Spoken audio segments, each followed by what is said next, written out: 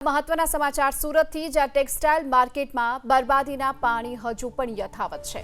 વરસાદ રોકાયાના 6 દિવસ વીતી ચૂક્યા છે, છતાં પણ હજુ જળબંબાકારની સ્થિતિ।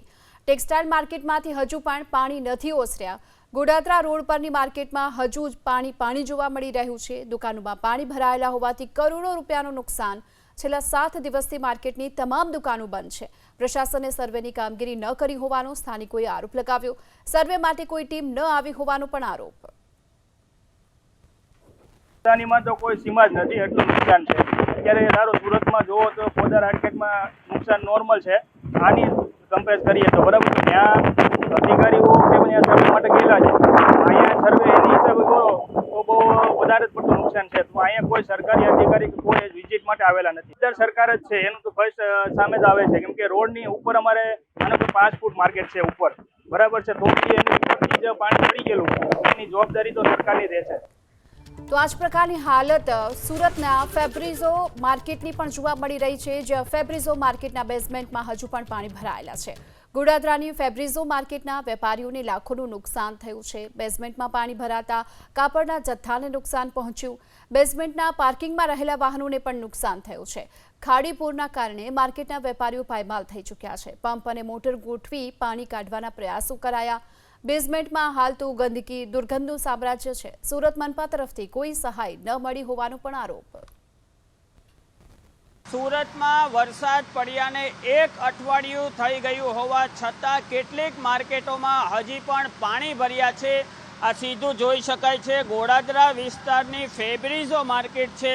આ જે ફેબ્રિઝો માર્કેટ છે તેના જે બેઝમેન્ટના 2 માળ છે, 2 ફ્લોર છે, તેમાં હાલમાં પાણી ભરાયા છે। જોઈ શકાય છે કે બેઝમેન્ટ 2 છે તેમાં હાલમાં પણ પાણી ભરાયા છે। બેઝમેન્ટ 1માંથી પાણી ઉતરી ગયા છે, પરંતુ બેઝમેન્ટ 2માં હાલમાં પણ પાણી ભરાયા છે। અને આ બેઝમેન્ટમાં હજી પણ વેપારીઓની અનેક વાહનો અને કાપડના અનેક પાર્સલો ડૂબેલા છે। જોઈ શકાય છે કે અહીં આ જે પાર્સલ છે તે તરી રહ્યા છે। પાર્સલો અને વાહનો હજી પણ આ જે બેઝમેન્ટ છે તેમાં ડૂબેલા છે। આમ જોઈ શકાય છે કે એક તરફ અનેક દિવસો વીતી ગયા હોવા છતાં સુરતમાં આવેલી કેટલીક જે ટેક્સટાઇલ માર્કેટો છે તેની અંદર પાણી ભરેલા છે।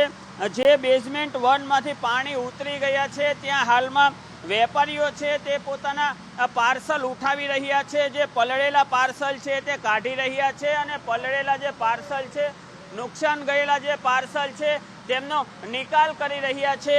હાલમાં અહીં જોઈ શકાય છે કે જે પલળી ગયેલા પાર્સલો છે તેને કારીગરો છે તે નિકાલ કરી રહ્યા છે।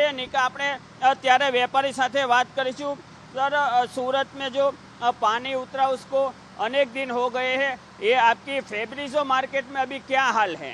हमारे राजहंस फैब्रिज़ो की बहुत ख़राब हालत है।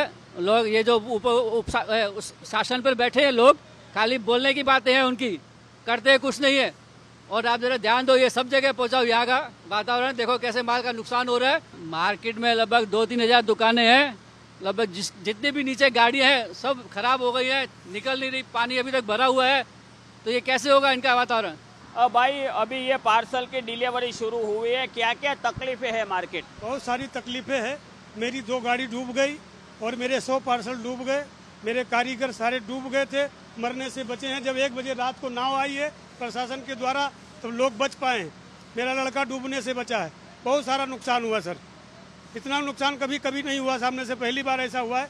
3 साल इस मार्केट में 3 साल हो गया काम करते करते, पहली बार इतना पानी आया। 1 में 2 में और अपर पे सामने से पानी इतना गले गले तक भर गया था सर। बहुत सारा नुकसान हुआ और बहुत तकलीफ है।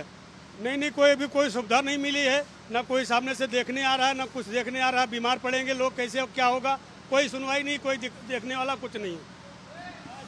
આમ કહી શકાય કે લોકો સુરત મહાનગરપાલિકાનું જે પ્રશાસન છે તેમની વિરુદ્ધ બળાપો કાઢી રહ્યા છે, કારણ કે 1 અઠવાડિયાનો સમય થઈ ગયો હોવા છતાં આ જે માર્કેટ છે તેમાં પાણી નિકાલની હજી કોઈ વ્યવસ્થા કરવામાં આવી નથી। કેમેરા પર્સન રાકેશ પાનવાલા સાથે ચેતન બામણિયા, ABP અસ્મિતા, સુરત।